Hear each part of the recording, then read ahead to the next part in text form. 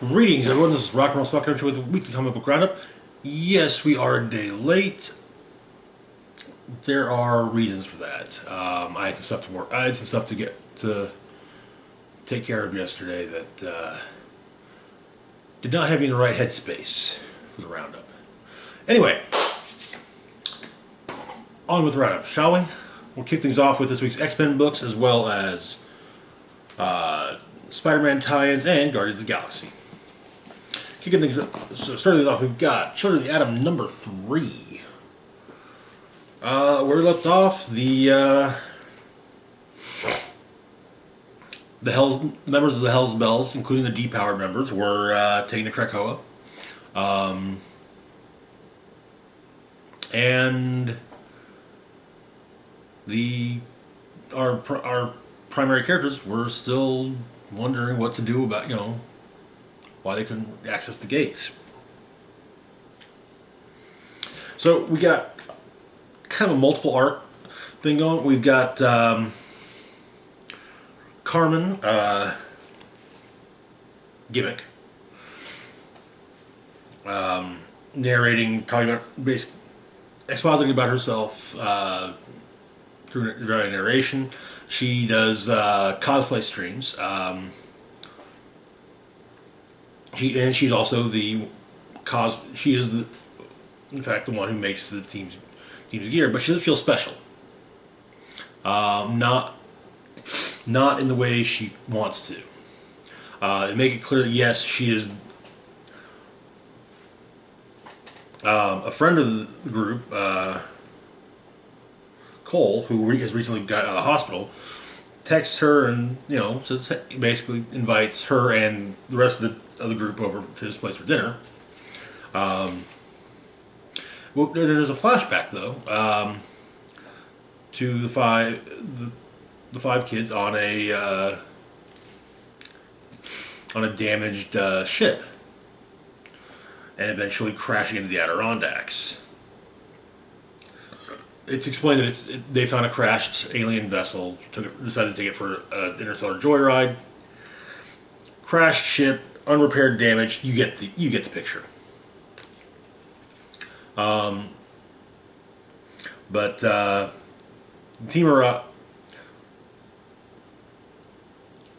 Gabe and Buddy arrive, and in the present, saying, "Hey, Cole invited us over, and there is kind of, and it does come up that they do kind of think that maybe what was wrong with Cole is just that, as occasionally a mutation might manifest initially as a human illness, maybe he's a mutant and it's going to help them with their gate problem." Carmen actually thinks that if that's the only reason they're going to go have dinner with him and his dad's, that's kind of shitty. And I agree, it is. But they swear that's not the only reason, and of course that would be terrible if that was the only reason they were going. But no, they just want to see their friend. But yeah, back in the flashback, Buddy is injured, but they get her into an escape pod. They get everyone into escape pods. Carmen and Buddy are in one, and as the one with Carmen and Buddy are in it is falling to the earth. Carmen tells Buddy she loves her. But at dinner with the rest of the team at Cole's for dinner, there's a guest. Let's go back a bit.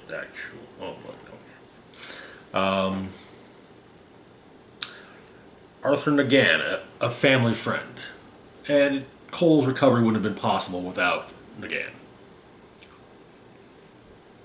He runs a group called Real Unity. But yeah, something's happening with Carmen. She's afraid she's sick. It should be noted also, Nagan is drawn in a rather menacing manner. He's wearing a suit and tie, three-piece suit tie, but still, he's portrayed, and he's drawn at angles that hint something is off with him. Also, he's substantially bigger, so yeah. But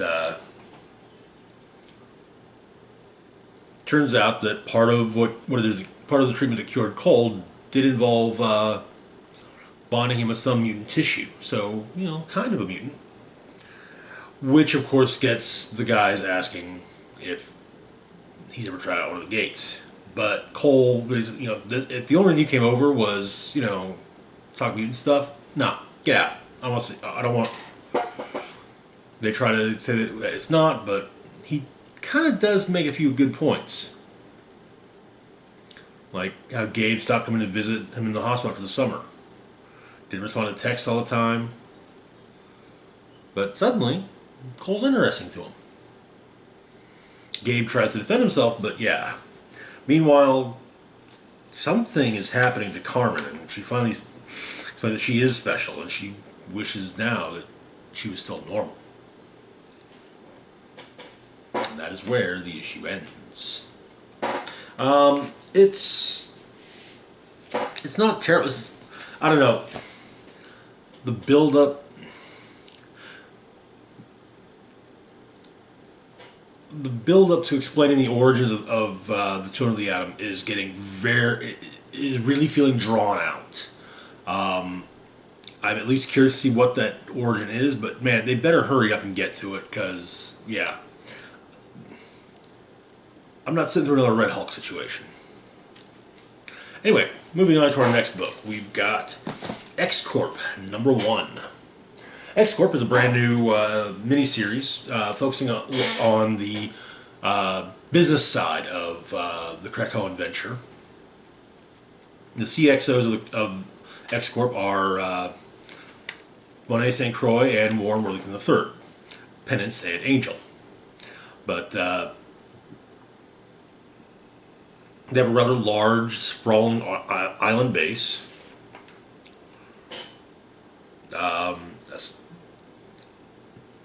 We also going to look at various other similar things, but like a bunch of Madroxes working in a lab, Jumbo Carnation working on an outfit for Bishop, Sunspot doing stuff with Forge. So yeah, But Warren and Monet have very differing philosophies on running a business. More or less, Monet wants Warren to handle the boring stuff so that she can deal with the more cutthroat side of things. The two of them end up having a conversation with Xavier about how things are progressing. But it turns out that Monet has a meeting with Trinary. They meet her in India. They meet in India. Turns out, though, that Trinary lies for her teeth to Monet and gets called on it. But she still offers Trinary a position on the board. Saying she's got her reasons, but there are certain expectations.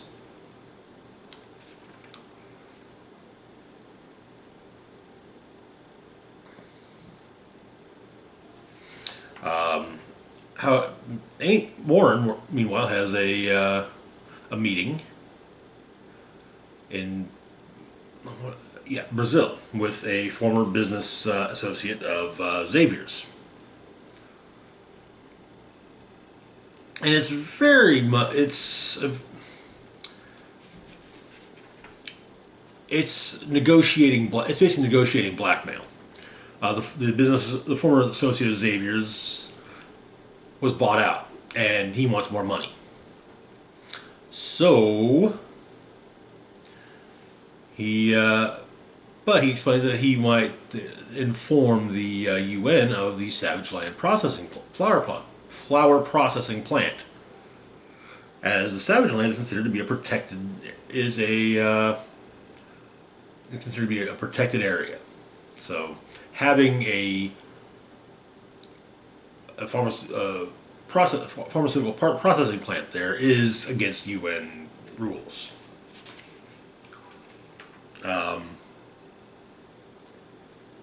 Monet goes to the processing facility looking for Madrox, and explains, that she wants to talk to the real deal, not a dupe. And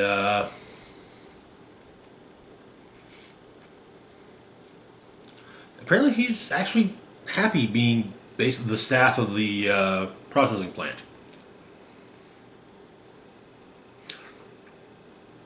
But Monet does kind of plant a seed of doubt in him with, leave your resources unprotected. But something's going wrong with that. Warren gets in touch with Monet, who does kind of lose control when he tells her what's going on.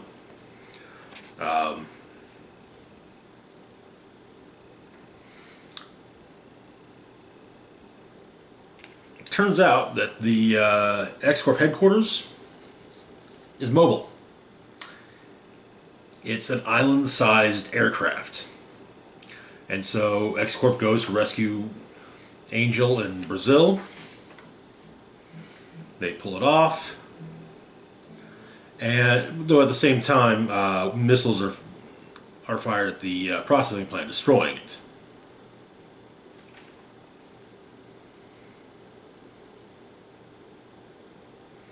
However, then the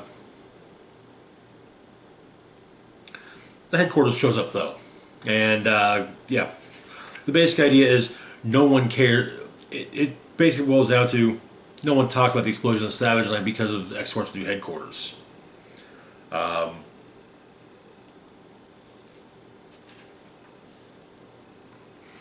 so Trinary as well as multiple man and Madrox end up joining the board.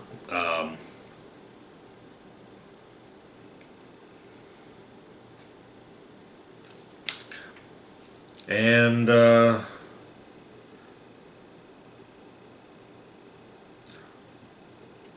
their business associate is not happy because he basically got told, "Do what you want. You destroy the evidence of what you're about to what you're trying to blackmail us over, and we made it so that no one could even talk about that."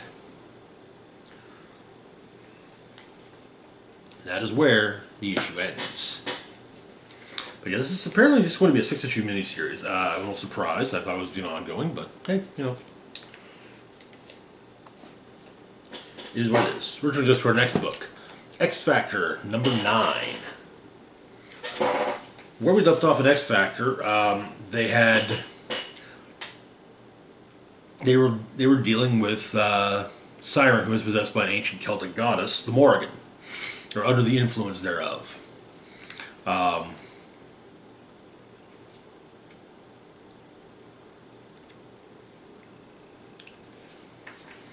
But looking through Siren's memories of the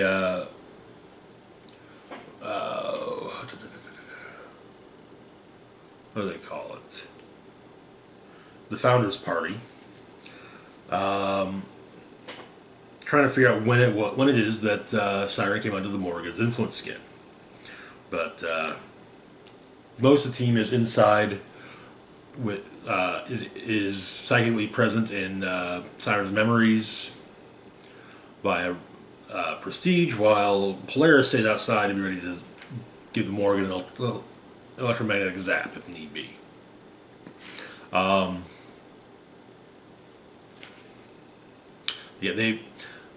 they have an idea. They try it out. Instead of trying to look, because they're being blocked at a certain point by the Morrigan, why not go into the Morrigan's memories? So they do just that. There's a text message exchange that's shown between Danny Moonstar and Northstar.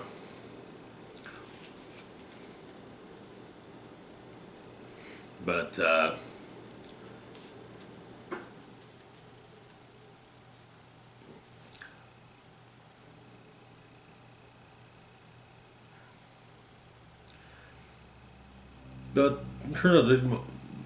they need to go to the Mojoverse because There's a riddle as to who can stop the Morgan. With Prodigy pointing out it's Shatterstar. So they need to wait. But it turns out X-Factor is kind of sort of banned from the Mojoverse. So send for some musically some mutants with specific gifts, both related to the mutation and just related to, who they are. And X-Factor manages to infiltrate, free Shatterstar, and yeah. And Magic. Some of the new mutants have, namely Magic, Danny Moonstar, and Shanse Koimon. And Magic forces Mojo to sign a contract with Krakoa. But Shatterstar is brought in to deal with the Morgan, and eventually he ends up doing just that.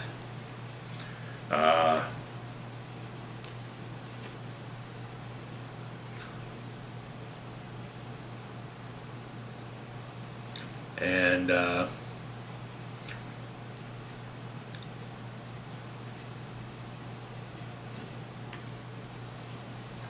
basically he's it becomes fairly, I'd say it's fairly clear that Shatterstar Richter reunion is upcoming for most likely Excalibur, as apparently this is X-Factor's next to last issue.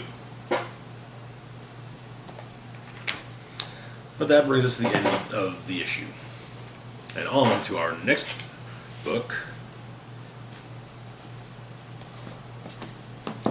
Black Cat number 6. Where we left off, Gray Fox had sold the island of Manhattan to, what's he called? The Gilded Saint, in exchange for immortal life for him and Black Cat. The Saint accepts the bargain, and the Saint is restored to youth. Cat is furious with him and slices open and scratches open his throat with her claws, and it heals. And he pulls off the smoke bomb trick. Turns out he's actually really good at it. But she escapes, tells Bruno and Doc Corpse what's going on. They get out. Shows them the Spidey. Turns out that there's weird gold vines growing around all of Manhattan. Spidey asks if Felicia knows everything about it, and she's mixed up in it. She says she's not. He says okay, and swings off. She says to herself that her heart half breaks at how easy it is to lie to Spider-Man, all the way when he leaves without question.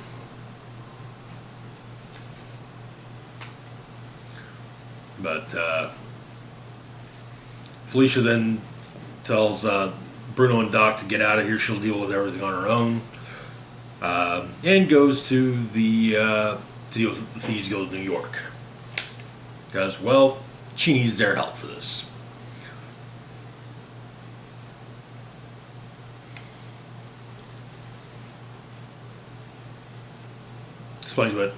She explains what's going on, and, well, suffice to say, the Guild Mistress is not happy, but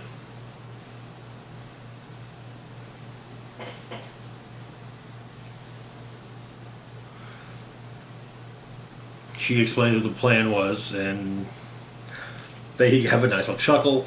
Bruno and Doc are caught outside, with Bruno explaining, hey, I've seen White Fang, you weren't fooling anybody.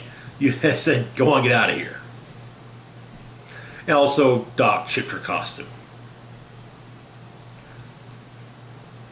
But turns out that the Guild Mistress of the New York Thieves Guild has sorcerer thieves who trained for years learning blasphemous secrets and uncanny incantations. But she gets sent to the vaults. And that is where the issue ends. Which brings us to our next book for the week. I think I made my thoughts clear on X-Spider. Actually, no, I didn't. The issue felt a little rushed, and I think that's largely because it's the next to last issue of the series. Black Cat, it's still fun. The bit with Felicia and Spidey was also a really nice touch, and I think really kind of just goes perfectly with her King in Black tie-in bits, namely when she was offered to get everything she wanted, unbreak all the hearts she's broken, and via magic. She's like, whoa, no, F that. If I want someone, I want them to want me.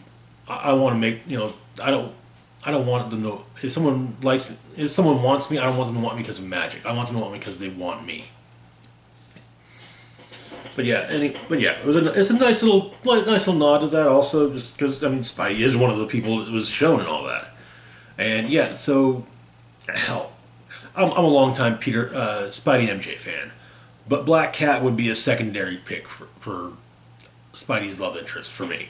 But yeah, solid issue. It'll be interesting to see how the artwork plays out. I honestly thought it was just going to be a 2-issue run, but nope. Anyway, moving on to our next book, Spider-Man, Spider's Shadow. Where we left off, Peter Parker bonded with the alien costume. Shortly after Hobgoblin killed Aunt May, and, well, the black costume killed Hobgoblin.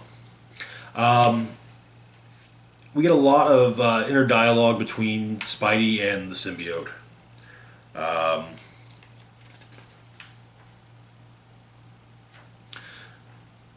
The Kingpin actually now sees Spider-Man truly as a threat, explaining that what made the superheroes tolerable was their codes of honor.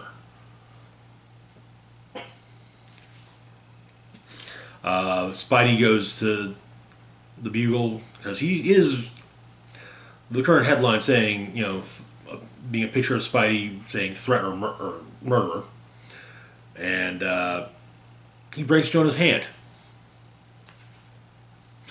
and tells him that one more false word about him in the Bugle and he'll break the other one. The FF are trying to track Peter, but with no luck. MJ discovers what's going on with Peter, and is, as you can imagine, not kind of creeped out. But he goes on patrol and runs into Shocker and Scorpion. Seemingly, he uses the symbiote to drown Scorpion, which makes for a fun thing as Mac Gargan, the Scorpion, would end up becoming Venom eventually. And he then delivers the remains of the two to the Kingpin. Kingpin explains he looked into the incident involving Hobgoblin and realized that a woman named May Parker died. For someone to murder the Hobgoblin after he blew up May's house, they'd have to be related to May Parker. And the only person related to May Parker was a man named Peter Parker. Kingpin went about investigating and see if there was anyone else close. Wife, girlfriend, somebody get threatened. There's no one. Which leads to Peter literally putting his fist to the Kingpin's head. So the Sinister Six are banding together now. Octavius, Mysterio, Kraven, Rhino, Shocker, or Electro, with the backing of J. Jonah Jameson. But it turns out that one of Octavius' henchman doesn't like the idea of the Six taking out Spider-Man. Killing Spider-Man is his job. His name? Eddie. And that is where the issue ends. Another solid start. I'm really looking forward to when this wraps up, and I compare this to the What If, the original What If story. What if Spider-Man bonded with the alien costume? Moving on, though, to our next book, Guardians of the Galaxy number 14. Where we left off, one group of Guardians was facing down Doctor Doom on Hala, while another group was investigating the disappearance of a terraforming team on a recently discovered planet. And it turned out that on the planet was, I don't want to say a Skrull cult, but what was initially a Skrull cult and has since grown to accept others of members of other races as well. So, also involved in the fight are Hulkling and Wiccan on Hala, King of Space himself, but Doom does a body swap with Hulkling, uses Hulkling's shapeshifting abilities to basically show, yes, I'm Doom now. Tries to stab Wiccan, but yeah, it doesn't work because the sword knows to run from foe. But, so yeah, we get a fight between the A-Team and the Guardians. Also, turns out that Doom's armor has an AI in it that can run the costume, or run the armor. So, say if Doom has swapped bodies with somebody else, the B-Team, meanwhile, is trying to figure out what's going on. They realize things look a little convenient. The planet is too perfect, especially for one that's just been being discovered and explored. Or, like, maybe it shouldn't have, maybe it wasn't here initially, but it moved there. And yeah, it's ego. So, yeah. The A-Team manages to appeal to Doom's ego, get him to swap bodies, and however, Moondragon's able to prevent the full version, or add an additional layer to the swap by putting Doom in Rocket's body and Rocket in Doom's body. Honestly, Rocket ain't too worried. He's in a kick-ass suit of power armor. But yeah, as Ego attacks the cultists,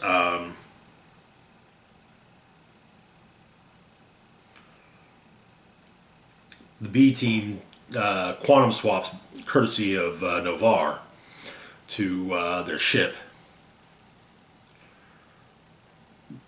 And Ego itself turns shiny black, like chitin or an insect's egg.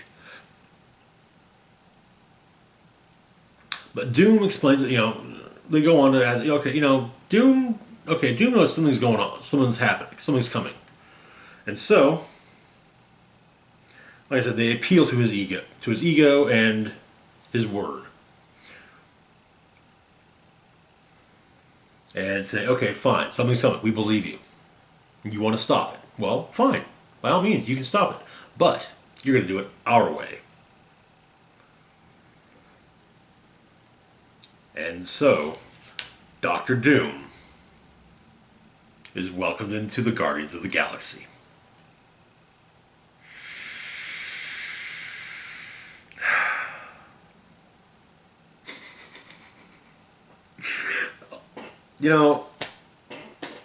There's not a lot to say when it comes to Guardians. It's one of those, what the books there is from Marvel right now. Al Ewing is knocking out of the park. So yeah, I'm really looking forward to seeing where this wild story that involves recruiting Doctor Friggin' Doom into the Guardians goes. Anyway, that's it for now. As always, feel free to like, share, and subscribe. Links to my Facebook, Twitter, Patreon, and PayPal can be found in the description box down below. This is Rock and Roll Spock signing off, saying live long and rock hard.